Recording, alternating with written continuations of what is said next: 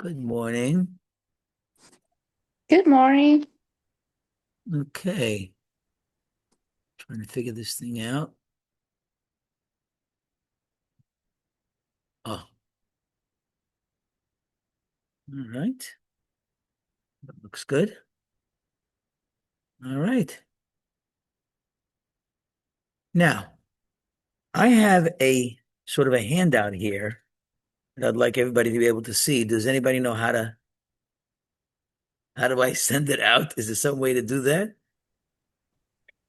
If you can send a PDF or something as an attachment, or take a picture and send an attachment in the chat. You know how to do this? We can take a picture from here. But if we have the camera in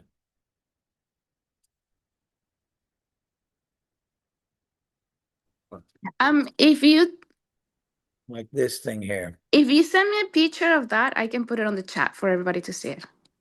But you have to text me a picture. Okay, I could do that. Let's see. See, you want to do that? Yeah, I didn't bring my phone, but I can help you with the picture. Okay. Then send it to her.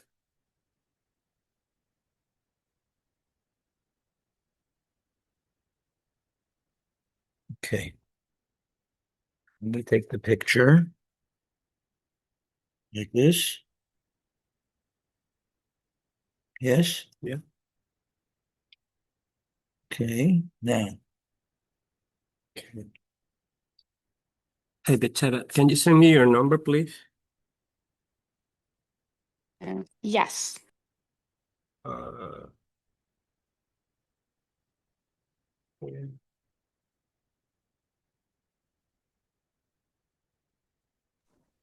So you don't have your phone with you. Can I just give you my phone? 213 Okay.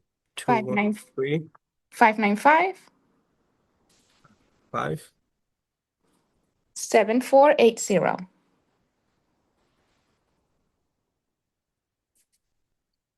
Okay.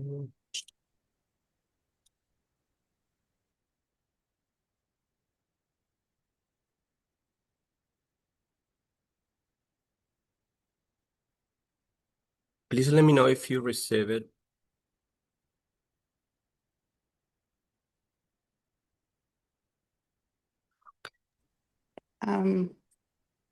No. 213-595-7480, right? Yes, I don't have anything. Okay, it's still loading.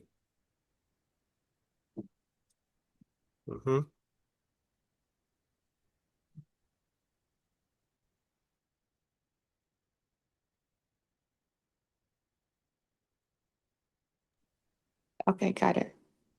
Oh, you got it. Perfect. Okay, I'll share it on the chat soon. Just give me a second. Thank you so much.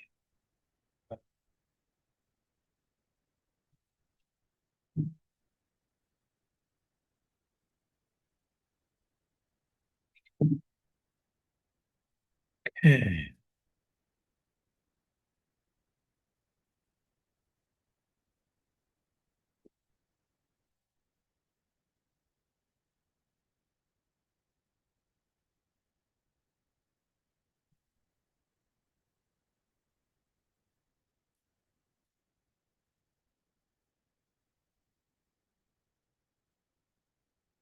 Tell me when you're ready.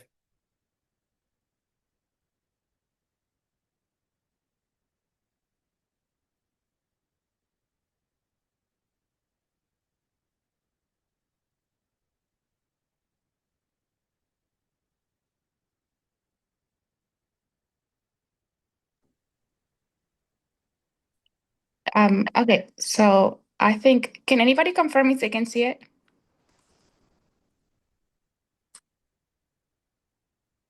I could see it. Okay, thank you so much. All right, let's begin. The Parsha's Seitzei. Hi, buddy. How are you? Good. Good to see you. Good to see you. Yeah, everything's good. Yeah. Can we do a left? For when? By like. What's your plan? Oh, for today? No, for tomorrow. Michelle has to mute herself. Oh, sorry. Okay. So we have Parsha Seitzei this coming week's portion, Right.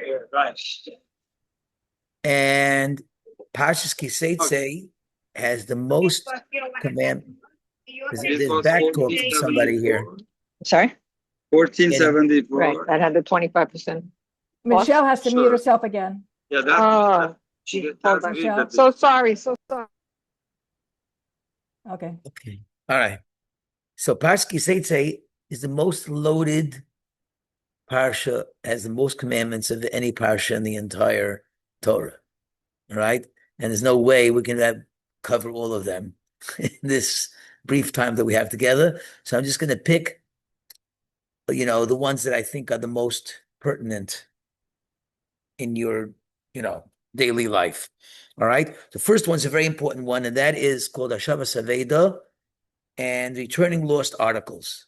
The mitzvah in this week's parsha is that if a person is walking along and he sees a lost article, so the Torah talks about, let's say, a donkey, somebody's donkey wandered off, whatever it is, it doesn't make a difference what it is, whatever it is that a person lost. So a person is not allowed to say, well, you know what, it's too much trouble, so I'll just pretend that I didn't see it. So you're not allowed to do that. If you see it, you got to deal with it. All right. Then you got to take it and take care of it and try to find the owner. All right. That's the mitzvah of Hashavas Aveda. And a lot of different laws that have to do with that. And one of them is that the only time you have to take something and return it is only if it has a siman, only if it has some kind of identifying mark on it, something that makes it unique. Let's say you find a pen, a standard Bic pen. So you don't have to return it. You don't have to pick it up. You don't have to. You can even keep it. You just take it and keep it, because we say that the owner has surely given up. Right? As soon as the owner realizes that he lost that pen, he says, "There's no way that I can get that pen back. How is anybody going to be able to identify that I'm the owner of that pen?" Because it's just, there are millions of pens that look just the same. Therefore, once a person gives up on something, it becomes hefker. It becomes free for all. It doesn't belong to anybody who picks it up. So if you don't have to return it. So you take return it only if it has some kind of unique identifying characteristic. Sometimes the identifying characteristic might be where it is, right? If you see that a person put it there, right, and he put it near a certain post, then he can identify by saying, well, I left it by this post. That's also identifying characteristic, right? Or it might be a number.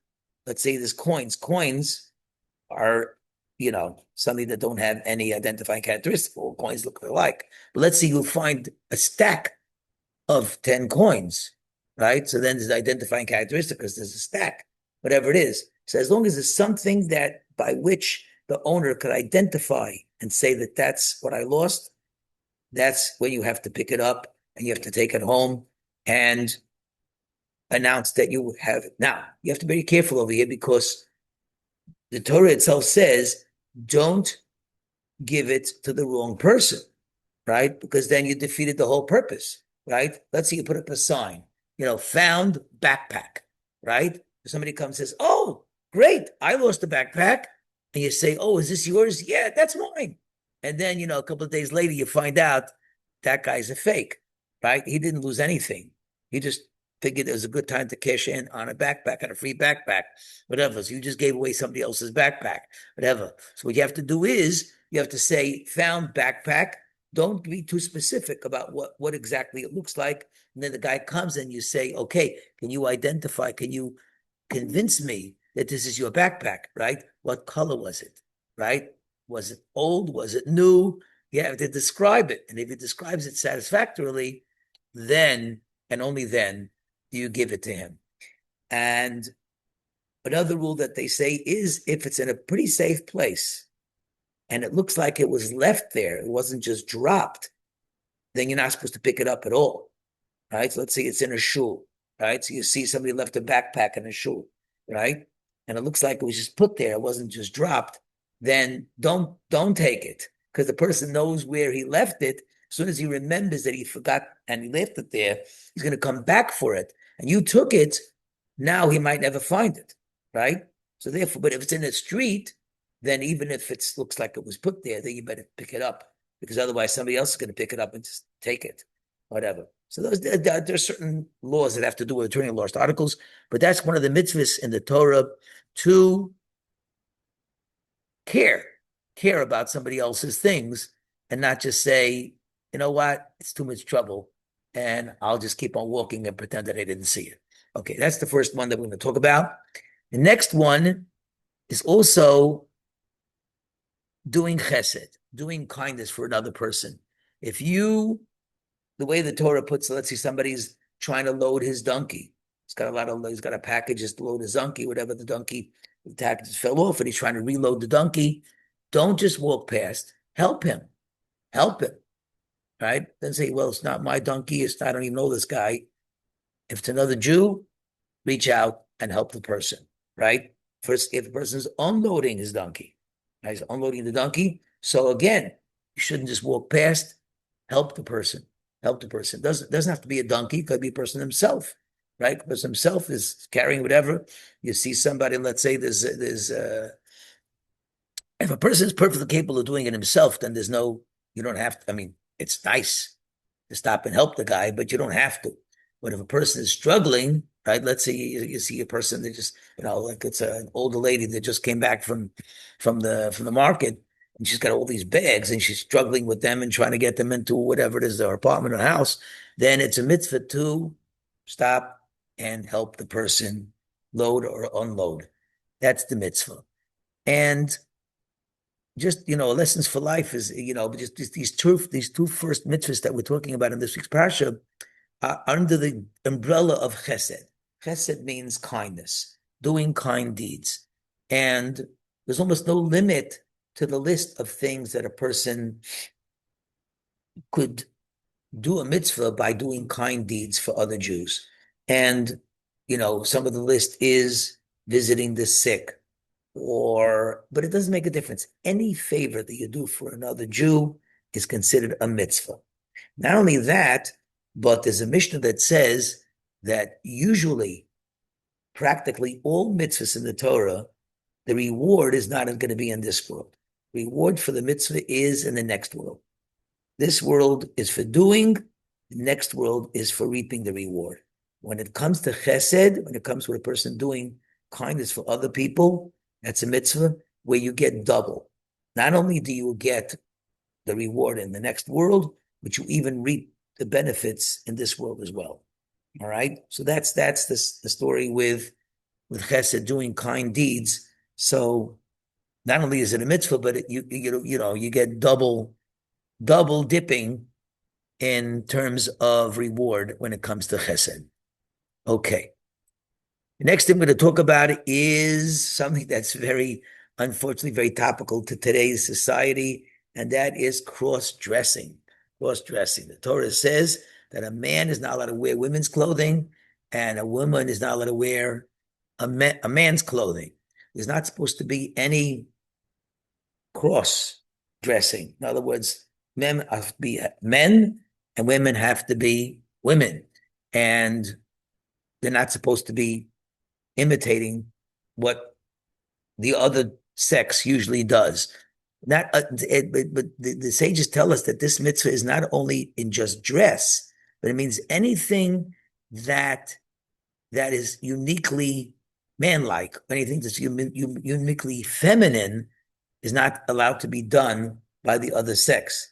One of the things that the Torah says, let's say dyeing your hair to look younger.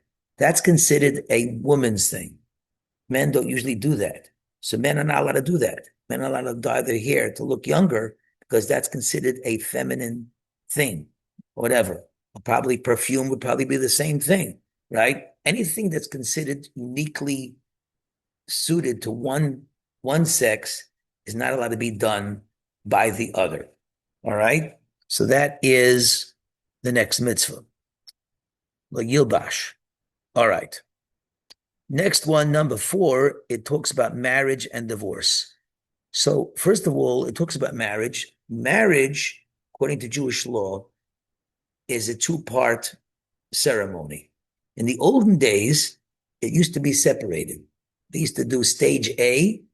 Then they waited months and months, sometimes up to a year, before they did stage B. Stage A is called Kedushin, and step B is called Chuppah.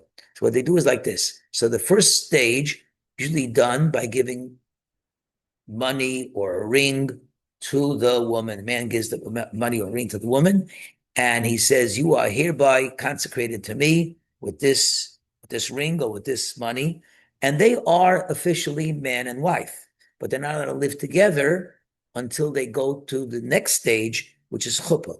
Chuppah is that they stand under a canopy and they make certain blessings, and then they go into a room in private, and that is called chuppah.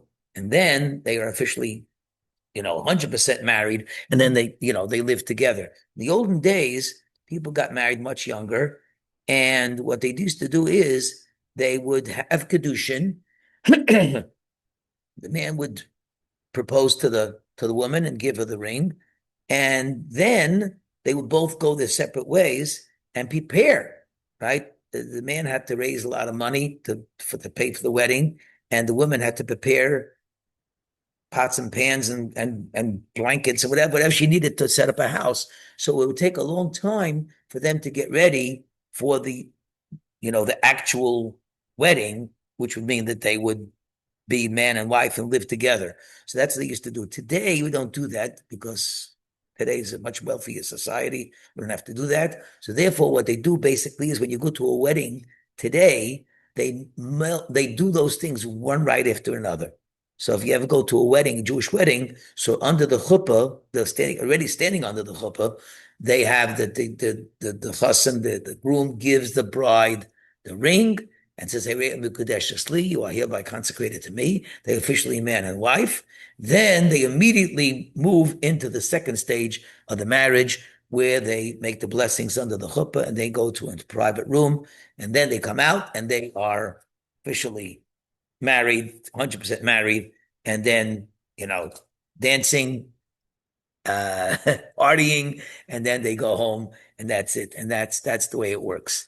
And, when it comes to divorce, divorce is considered a very big tragedy.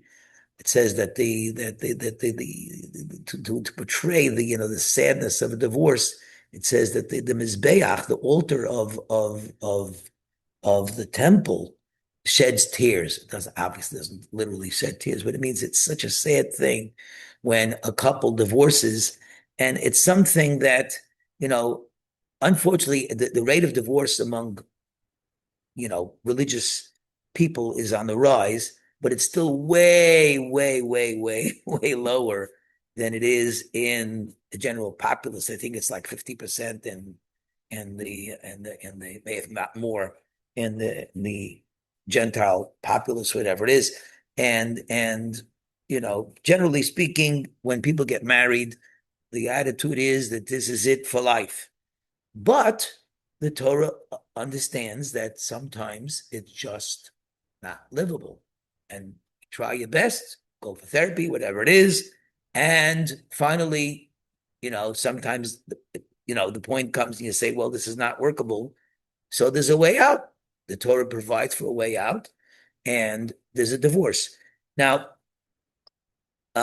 both marriage and divorce are very, very serious things because, as we'll see, the man and a wife, that makes a bond that cannot be broken. And divorce breaks that bond, and it has to be done the right way. If they're not done the right way, then it can make a lot of problems. So that's why it's very, very important that either when a couple gets married or when they get divorced, they have to have knowledgeable rabbis. Not any rabbi. It has to be a rabbi that is familiar with all the laws of marriage and divorce, which is a whole section of the Shulchan Aruch that deals with that. It's a general rabbi usually would know kashrus, he would know Shabbos and stuff like that. But this is very complicated. Marriage too is very complicated and has to be supervised very carefully, how to do it and how to draw up the marriage contract, and especially how to divorce. When it comes to divorce, it's very, very serious matters about how to make sure that it's done the right way. So that's some of the things that is spoken about in this week's portion, marriage and divorce. One of the things it just says that when a couple gets divorced, they're encouraged to remarry. It's a good thing. A good thing for them to remarry. Sometimes they realize, a lot of times that, couples get divorced and then couples get divorced and then they think about it and they say, you know what? That guy wasn't so bad. That lady wasn't so bad. And they see what out there. They say, 1 second, we made a mistake. Let's get married again. And that's a good thing. That's something it's encouraged. However, if a couple gets divorced, want to give them one of these outlines there? Okay. Thank you.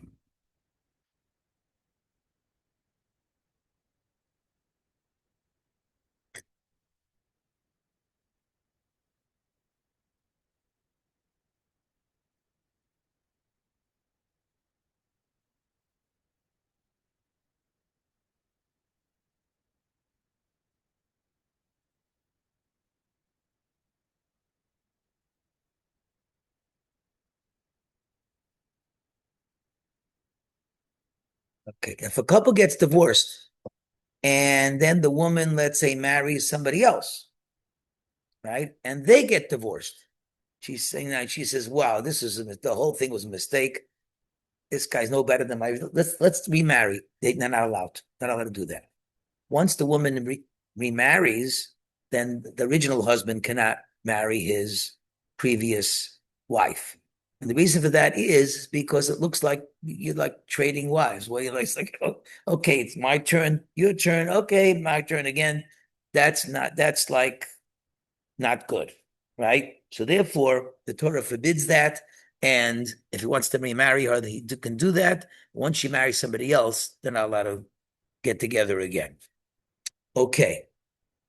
The next thing Torah talks about is making a fence for your roof. Somebody has a porch or a roof where people can walk.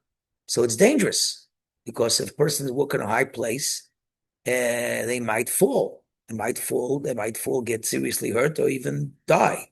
So the Torah says, if you have a high place where people can walk, then you must make a fence. You must make a fence that's high enough and strong enough so that if somebody goes there, they'll be held back and won't fall off accidentally from that high place. It even could be a pit. Somebody has a pit that somebody could fall into, right? So a person has to make sure that there's some kind of covering to the pit or there's a fence around it so that people shouldn't accidentally fall in. So, but that the sages said is just an example. In other words, anything that's dangerous, person has a dog that the Torah, for instance, let's say a dog has a very fierce bark, and it could cause a woman to miscarry. So it frightened the woman. The woman is walking back, and there's all of a sudden this woman, So anything that could cause damage in any way, that person that has that property that could cause a loss, could cause damage, is responsible for that. Responsible to make sure that damage does not happen. And he's going to be responsible for that damage if it does happen. But it's going to be considered a sin on his part if something bad does happen. Some kind of damage or a loss happens because of a person's property. He doesn't take care of it properly. That's considered a sin. Now, it's very interesting over there is that the language of the verse where it says that somebody might fall, if you don't make a fence on a high place, somebody might fall. It says, ki poil hanefel, because the faller might fall. Now, that's a very strange way to put it. A faller might fall. A person might fall. Why are you saying a faller might fall? Right? We believe that everything is controlled by Hashem. If somebody falls off a roof and dies, it's because that person was meant to die. All right. He was meant to die. If he wasn't meant to die, he wouldn't have died. Right. He wouldn't have fallen off the roof. So a person might say, well, 1 second, that person was meant to die anyway. Why should I be blamed? Why should I be blamed for not putting up a fence? He was meant to die. So what's the big deal? Right? So the Torah says, no, that's not the way it works. Everything that happens is supposed to happen. Right? But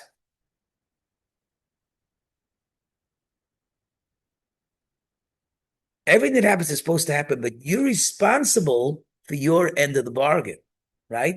In other words, this guy is going to die anyway, right? But you don't be the cause of that person's death, right? If it's your lack of offense that was the instrument for this person to die, he's going to die anyway. But since your lack of offense was the instrument for that person to actually fall and die, then it's going to be considered like you killed the guy, right? So the same thing, even if a person takes a gun and shoots somebody, right? You can't kill somebody that's not supposed to die. It's impossible, right? If that person was supposed to die, you wouldn't be able to kill him. The gun would jam or whatever it is, it wouldn't happen, right? But you're still going to be held, you're going to murder because you're the guy who decided to do that, right? Okay, do you want to ask something? Yeah. I have a question that is like a little, I don't know if it's confused or it's a mix of, let's say we have the dog. We didn't put the fence. There is a big hole or whatever it's in there, and then someone was walking, and that makes that person get afraid of the situation of a big dog, and they run. They go into that hole. It's your fault, right? Yes. But it's also Hashem Yes. destiny or Right. Everything's like that. Everything that happens. Can you be blamed for that? Sure. Sure. If you're either directly or indirectly responsible for something bad happening that you could have prevented, then Hashem will hold you responsible. Definitely. 100%. Right? You have to make sure that whatever it is that is under your property, under your control, is not something that could cause harm to somebody else. All right. All right. Number 6 of this is forbidden mixtures. So there's a few forbidden mixtures that the Torah talks about. One of them is animals. Now, you're not allowed to put animals together. A mule is a product of a crossbreed between a horse and a donkey. That's the way you make a mule. All right? There's no such thing as a mule in nature, right? A mule is a horse and a donkey, right? And by the way, mules can't even have children because whatever. So you're not allowed to do that. You're not allowed to put a horse and a donkey together to produce a mule. You are allowed to buy a mule. In other words, even though it was done by crossbreeding, whatever, that the Gentile took horse and a donkey, put together in a mule, you're allowed to buy the mule. That's not a problem. But you're not allowed to be the one that produces the mule. All right? Not only that, but you can't even put two animals to do something together. Let's say a person has like a team of horses and one of the horses breaks its leg, whatever. So he doesn't have another horse. I'll put a mule in there instead, right? Let that pull the load. You're not allowed to do that. You're not allowed to have different animals working together to pull something. And you're not allowed to sit in that wagon. Not allowed to sit in that wagon. So there's a story about a great tzaddik, I forgot who it was, and he hired a carriage, somebody, Shanta, whatever, to get, take him somewhere with his carriage. And the horse got lame. So he took a donkey and put the donkey instead of the horse in the thing. So the guy got out of the carriage. He started dancing. He said, "What are you dancing about?" He said, "Because there's a mitzvah in the Torah not to go into a wagon that's pulled by two different animals. And that's rare that it should be like that." So I figured I'd never have a chance to do that mitzvah. And now I'm so happy I have a chance to do that mitzvah. I have a chance to do that thing, not to ride in a wagon that has two different animals. He was very happy that he had the opportunity to do that mitzvah. All right. Also, you're not allowed to mix plants together. Crossbreeding of plants is forbidden by the Torah as well. the main thing is like mixing wheat and grapes, but it means other plants as well. You're not allowed to crossbreed plants. Again, you're allowed to buy them, right? They have I don't know what they have, like I don't know if a tangerine is a natural fruit or not, whatever, but there's different fruits that you might be able to buy in they have this grapple, even the grapple or whatever, or something like that. It's a mixture, whatever. So you're allowed to buy them, but you're not allowed to make them. All right. The next thing is materials. Materials is something called shatnez. Shatnez means that you're not allowed to have a piece of clothing. You're not allowed to wear a piece of clothing that has a mixture of linen and wool. Linen and wool. You're not allowed to have a mixture of linen and wool in the same piece of clothing. Now, I remember when I was a kid, there was a guy, Rabbi Rosenberg. I think that was his name, Rabbi Rosenberg. And he used to go around. The thing is like this. When I was a kid, so a lot of the Jews in America were like recent immigrants. And they came from Europe. In Europe, they didn't sell suits in a suit store. There was no such thing as a suit store, right? If you wanted a suit, you went to the tailor and he had different materials and he measured you and you told him what material you wanted to use and he made you a suit. So there's no question of shatnez. There's no question of linen and wool mixed together because he told you exactly what he's going to be using to make the suit. When you buy a suit in the store, then you have no idea what's in the suit. The problem is like this. You ask the guy, what's this suit? It's 100% wool. And it is. He's not lying. 100% wool. Problem is that a lot of the suits, in order to make the collar flat, wool is very spongy. In order to make it flat, they put a piece of linen. Linen is stiffer. They put a piece of linen in the collar, right? A lot of times they put a piece of linen in the belt, in the waistband of pants or whatever. Sometimes they use that for the buttons because it's a tougher material. So a person could buy a suit and thinks he has a 100% wool suit. He's wearing, every minute that he wears that suit, he's doing an aveira, he's doing a sin. He's wearing shatnez, he's wearing linen and wool. So he was the one that found this out, and he made a whole system of chemically, testing, whatever. Then they got even more sophisticated. Now they use microscopes, whatever.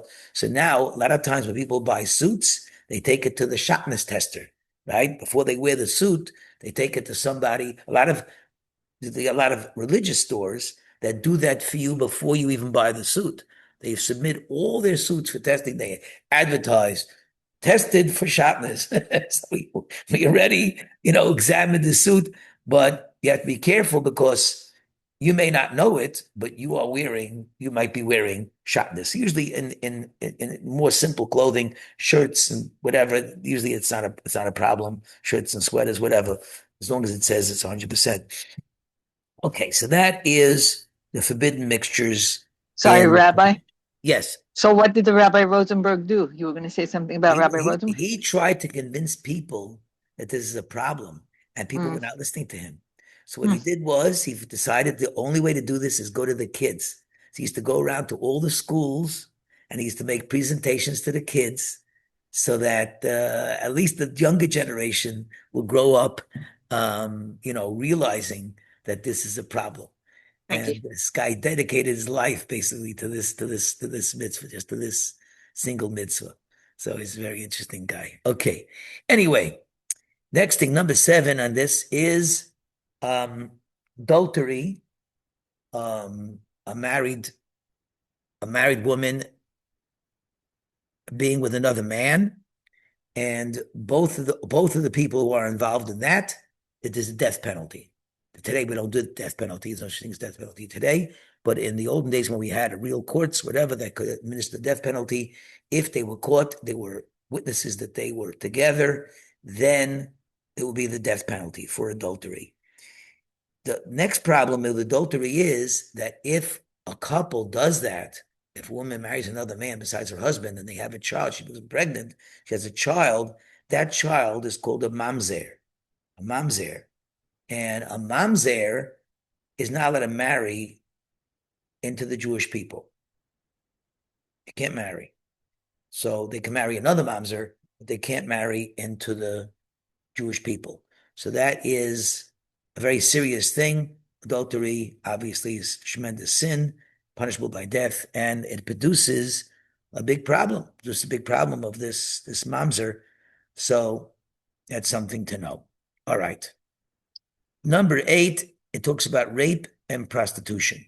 So rape, if somebody rapes somebody, so obviously if that woman is a married woman, then they're both going to get the death penalty. If she was raped and she wasn't a willing participant, obviously she's innocent, right? That's a very important concept, very precept that you should know. Oinus Rachmana Patra, whenever a person committed a sin that they had no control over, then they're not going to be blamed for that. They're not going to be punished for that. All right? Did you get one of these outlines? Would you like an outline? Yeah. Yeah. So whenever a person does something that they had no control over, they're not blamed for that. They're not going to be punished for that. Prostitution is not allowed. Prostitution is not allowed. A prostitute is not allowed. A person is not allowed to be with a prostitute, and a prostitute is not allowed to be a prostitute. So that's another thing that's spoke about in this week's Parsha. Number 9 is a difficult mitzvah. You're not allowed to charge interest. So you're not allowed to charge another Jew interest. So you loan the money, you say, typical interest is, here's $100, but as a surcharge for me lending you the money, you have to pay me $110 when you pay it back. A typical loan, whatever, that has interest in it. So you're not allowed to do that with a Jew, but you are allowed to do it with a non-Jew. So you're not allowed to borrow or lend to another Jew with interest, but there's no problem with doing it with a non-Jew. The rationale for that is that, let's say your brother would ask you for a loan, right? Typically, you're not going to ask him for interest. It's your brother, for heaven's sake. He needs help. So you lend him the money. You don't charge him interest, right? So we're supposed to look at all Jews as brothers or sisters, whatever. So don't charge interest to your immediate family, to your brothers. So there's no problem with the person taking out a loan in the bank, whatever it is, with interest, or working, setting up a bank in which he lends to other people with interest. But to other Jews, it's a problem. Now, the problem is, let's say in Israel today, when it's almost all Jews, right? And the banks, that's the main income. That's the way banks work. There's no banks without charging interest on loans. Then that's how they make the money, right? So what do? So there's a way to get around it. It's called a heter iska. It's complicated how it works, but there is such a thing that you could draw up a document that it's not considered just a loan. It's considered an investment. So there's a way to do that. It's very complicated. I'm not going to get into that, but there is a way to sort of a workaround to be able to lend even to other Jews with interest, as long as it's made and done in the right way. Excuse me. All right. Number 10, it says keeping vows. So if a person, there's 2 kinds of vows. One kind of vow is that a person says, I'm going to do a mitzvah. I'm going to donate money to tzedakah. I'm going to give money to a charity. So if a person says that, even though he doesn't say, I promise or I swear, anything like that, that's considered a vow. Anytime a person says, I'm going to do a mitzvah, it's considered a vow. He must keep his word. All right? And if he doesn't, he gets a sin. Rather, if a person says it's not a mitzvah. Just as a person, it says, I'll pick you up tomorrow, take you to the airport, whatever. And he changes his mind and he says, you know what? I decided I'm too busy, whatever. So it's not the greatest thing to do, but it's not considered breaking a vow. You didn't make a vow. You just said, I'm going to do it. You didn't say, I promise to do it. I swear I'm going to do it. So it's not a vow, whatever. It's only considered a vow when it comes to something that's holy. But if it's just a mundane thing between people, you should keep your word, but it's not considered a major sin if you don't. Whereas if you say in a way that it's a promise, I promise to pick you up tomorrow. I swear I'll pick you up tomorrow. Then it's actually considered a sin if the person doesn't keep his word, right? Obviously, the person could forgive you, right? You could see a couple of guys say, look, I know I promised you to take it up tomorrow, but I can't do it, whatever. Say, oh, no, but no problem, whatever. There's no problem, whatever. But if a person promises, they have to keep the promise. That's why it's a very, very good idea. A lot of religious Jews, they're very careful. Whenever they say they're going to do anything, whenever they say to somebody, I'm going to do this, I'm going to do this, they always add beli neder. Beli neder means no promise. They make it very clear that when they're saying they're going to do something, it's not a promise. Just let's make it clear over here. I'm not promising, just in case I can't do it, I can back out, whatever. So that's a very good idea, and a person to be very careful. A lot of times in the Gentile population, people just bandy about. I promise, I swear I'm going to do it, whatever, and they just say it like it's a part of speech, whatever. Now, the Jew has to be very, very careful with what he says. That's one of the things that we have to understand is the power of speech. The power of speech. If a person consecrates something, let's say a person takes an animal. He takes a sheep, and he says, I'm consecrating this sheep to be a sacrifice. We don't have sacrifices today, but if a person says, I'm going to consecrate this sheep as a sacrifice, that sheep becomes holy. And anybody that uses that sheep or slaughters that sheep and doesn't bring it to the temple to be slaughtered gets a sin. Why? This guy just said, so who cares what he said? Right? Well, yeah, that's what the Torah teaches us, that you have a tremendous power, the power of speech. Matter of fact, the Torah says that's a distinguishing characteristic between people and animals, right? That the people have the power of speech, right? And that's what distinguishes us. That shows that we are special and we are holy, and therefore we have to be very careful with the power of speech. Okay. We have to keep our vows.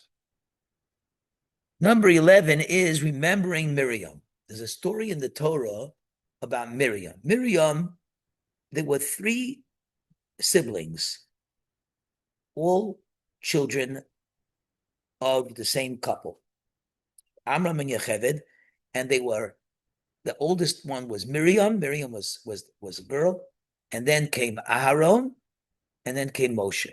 And all 3 of these were tremendously holy people, very, very special people. And there's a lot of stories about these 3 people in the Torah. And one of the stories about Miriam was a very holy woman. And what happened was that she spoke something gossipy about her brother Moshe. I'm not going to get into what she said, whatever. And it was a minor kind of thing that she said about him. And he didn't mind at all, because he was a very humble person. He didn't mind. But she said some gossip about Moshe. And because of that, she got saras. She got this sort of like white spots, leprosy type spots, that the Torah says if somebody speaks gossip, he gets it. And she got it.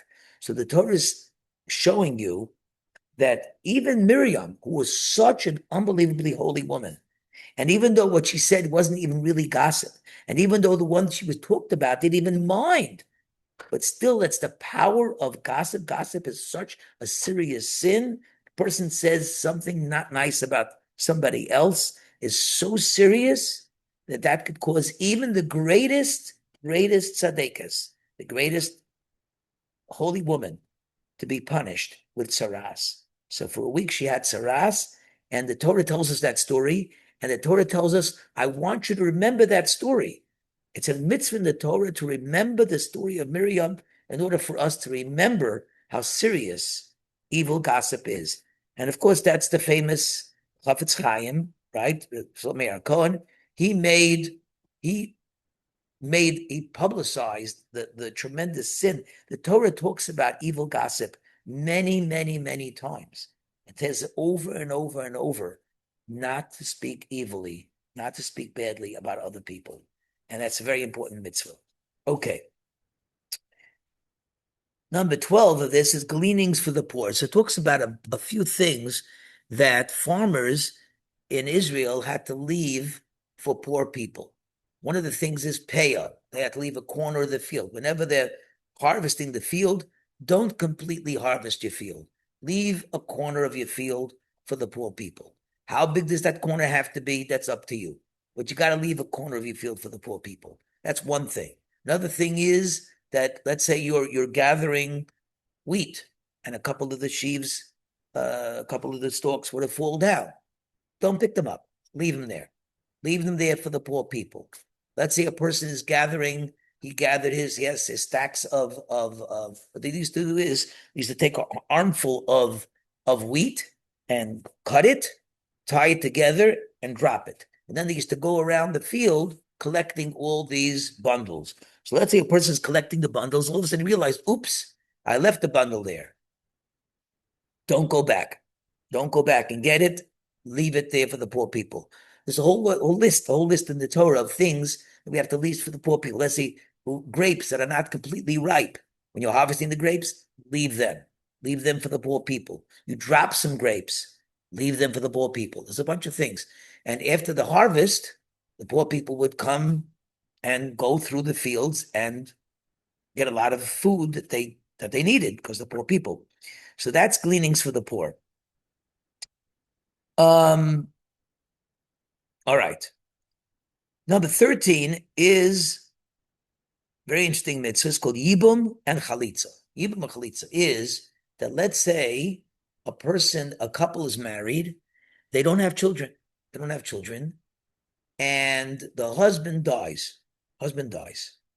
So the Torah says the woman, if there's a brother, if this person has a brother, the person who died has a brother, this woman should not get married.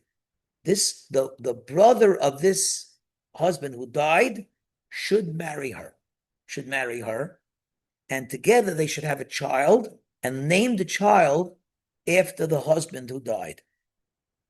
That way, to perpetuate the best way, the seed of this person. Because when a person dies, so that's it. They're done. They're done in this world. They go on to the next world. But if a person dies, but they leave children, then they're not really done, because the children are an extension of them, and then their children will have children, and so on and so forth. So that's why it's a big mitzvah to try to have children. But let's say a person dies without children. So this way, the Torah is saying, well, you know what? There's a way to sort of like fix that, in that the brother of the person who died marries his widow, and then he's very close to his brother because they're brothers. And therefore, it's sort of like the brother is still involved, and that child will be named after the brother who died. That's called Yibum. Now, let's say they don't want to do that. Let's say they can't do that for whatever reason. We'll talk about it in a second. Then, in order for that woman to be able to remarry, he has to give a chalitza. Chalitza is a ceremony where he says, I don't want to marry this widow, and they go in front of a court, and they do a couple of things. It's a ceremony that they do. That's called chalitza, and once they do that, then she's free to remarry. All right? Today, we don't do Yibum. One of the reasons we say that is because Yibum, really, a person is not allowed to marry his brother's wife. It's one of the categories that a person is not allowed to marry. So if, let's say, somebody has a brother who has a wife, and they have a kid or kids, and then the brother dies, his brother's not allowed to marry that woman. You're not allowed to marry your brother's wife. So if there's no children, then it's a mitzvah to marry the brother's wife. So there's, as an aveira, there's a sin to marry the brother's wife. But if it's in a certain kind of condition, then it's a mitzvah. So the sages decided that since it's so close to doing an aveira, they said, we don't do yibum today. So today, whenever this happens, if somebody dies and they're in a marriage and they don't have any children, and there's a brother, so we don't do Yibum. Nobody does Yibum today. Well, instead, they do Chalitza. No, they just go, they do the ceremony, and he gives Chalitza, whatever it is, and then she's free to remarry. Okay. Right. So the lesson for life is that a person has to realize that even after, right? A lot of times, a person observes their parents' yard site. They observe the date that their parents died. And they give tzedakah, they give charity on that day, and they learn in their memory. So anything that a person does for the furtherance of that soul that's in heaven could benefit that soul. So even if the person's finished, person's dead already, they're done, but the effects that they might have that last after their death will still accrue benefit to them in the next world. It doesn't have to be children. It can be teachings. If a person had effects on other people, he taught them, he influenced them to be better, whatever. So any influence that a person has that's lasting after his death will still accrue benefit to him in the next world. Yes? Is there still any kind of tradition, or could we just leave it to however it is if, since the woman's not marrying the other brother, that whoever she does remarry to, if she hadn't had children with the first husband, is there still any tradition of people trying to keep with the second husband to name their first child after the first husband? Or I think that would a large extent depend on the husband, because a lot of times the husband would not be comfortable with that. So if he's on board with that, then I think it's okay. But if I was the wife, I wouldn't press it. It's one thing for the brother because it's his brother, so he feels like he would like to do that. But somebody else, usually, you don't want to bring another husband into the equation. All right. The last thing we're going to talk about is honesty. Honesty. So the Torah talks about, let's say, weights. Right. So in the olden days, they didn't have digital scales, whatever. What they did was that's called a balance scale. A balance scale is that, let's say a person walked into the store and he wanted to have a pound of apples. So they had a pound stone, right? So they put a pound stone on one end, one side of the balance scale, and then they put apples into the other side until it was even. That's the way they used to do it. So there was a way to cheat. A very popular way to cheat was, so either they they put salt or whatever onto the pound stone to make it heavier. So when they bought something, right, and they said a pound, he'd say, okay, I have a pound stone here, let's use it, and then he would get more for his money. Or they would shave off some. If the guy was selling, he would shave off some of the stone so that it'll be really lighter than a pound. When a person came into the store and bought a pound, he got less than a pound, right? Either way, it's cheating. You're not allowed to do that. So the Torah says, don't do that. Make sure that you have honest weights. Make sure that you're honest. But it doesn't just mean weights. It means honesty in business altogether. Person has to be honest. And it's a very, very important thing. Matter of fact, it says the Chesame Shel HaKadosh Baruch Hu is emes. Hashem's seal is truth. The Torah is truth. The Torah is ultimate truth. That's truth.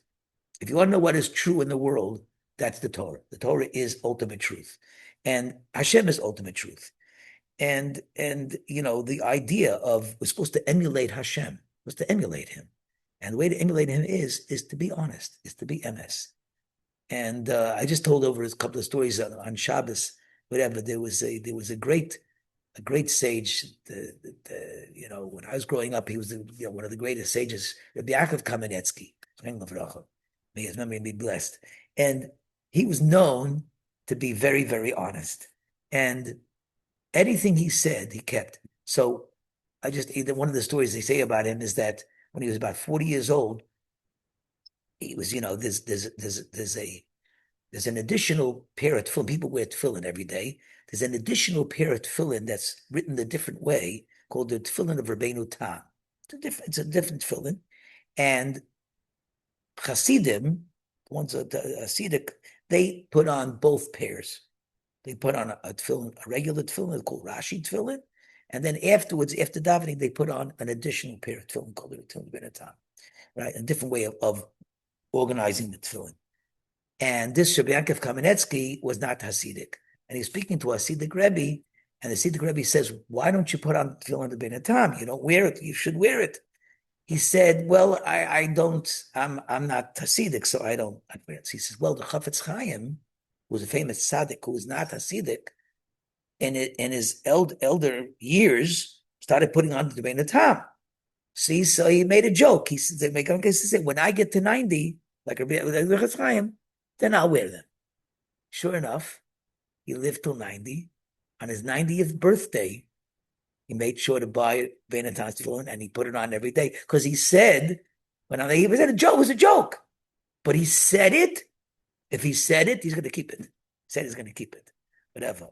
The story of the Gemara. The story of the Gemara is that there was a fellow who bought a donkey. So he sent somebody to buy a donkey for him, and the guy bought the donkey, and he came back a donkey, and he said, "Oh, you're a lucky man."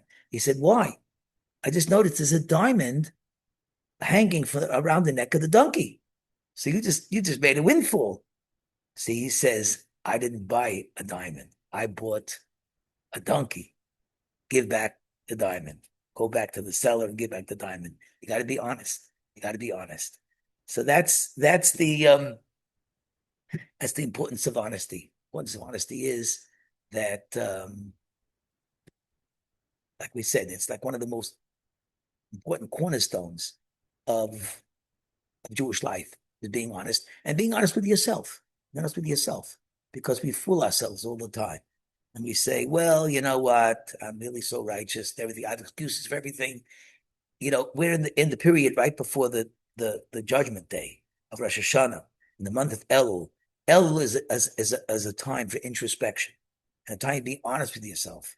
Take a good look at yourself and say, "One second, okay, with all the excuses, all the subterfuge, am I really doing my best? Am I doing my best? Am I studying at my best? Am I being nice and kind to the people around me the best that I can? Am I giving as much charity as I can?"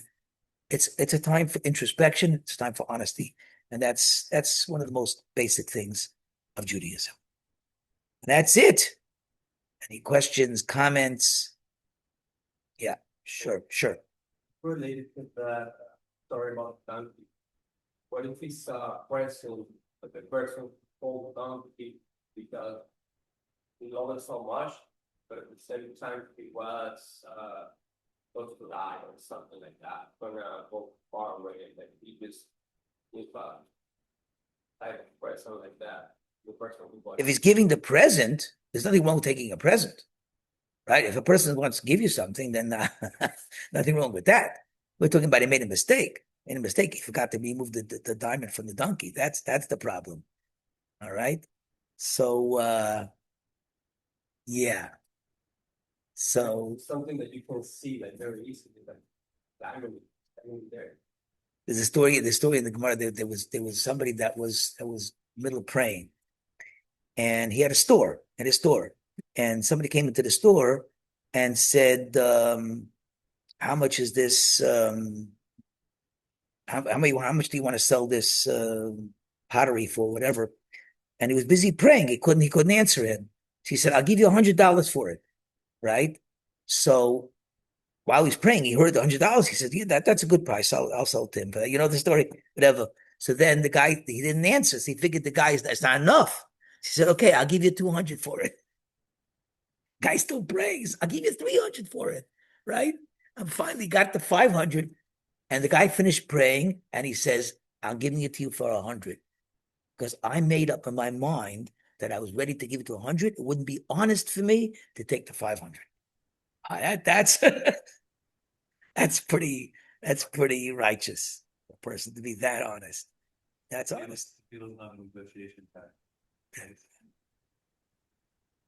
All right, my friends. Thank you. Thank you very much. Thank you, Rabbi. All right. Thank you, Rabbi. Good week. Shavua tov. Shavua tov, everybody.